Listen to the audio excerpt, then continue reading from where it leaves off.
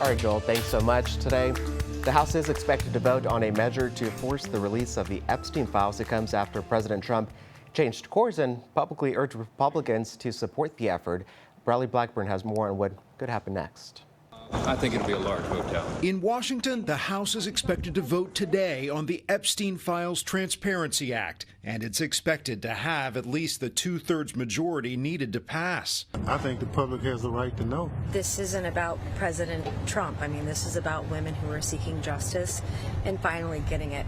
A bipartisan group was already pushing toward this vote when President Trump Sunday changed his position and said he now supports releasing the files, though he still says the Epstein issue is a hoax. It's really a Democrat problem. The Democrats were Epstein's friends, all of them, and it's a hoax. The whole thing is a hoax. Questions about the president's ties with Epstein were renewed last week after the release of emails from the late convicted sex trafficker and one-time Trump friend.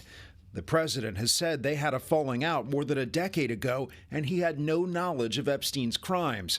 If the measure passes, it would go to the Senate, where the majority leader hasn't yet promised to take it up.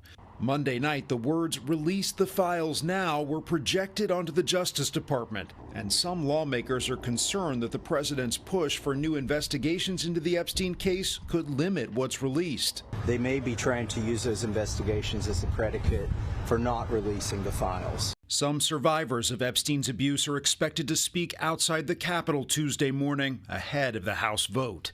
Bradley Blackburn, CBS News, New York. One of the most outspoken Republican lawmakers in favor of releasing the files is Georgia Congressman Marjorie Taylor Greene. She says she's received threats since coming out in favor of releasing those files. Meanwhile, the acting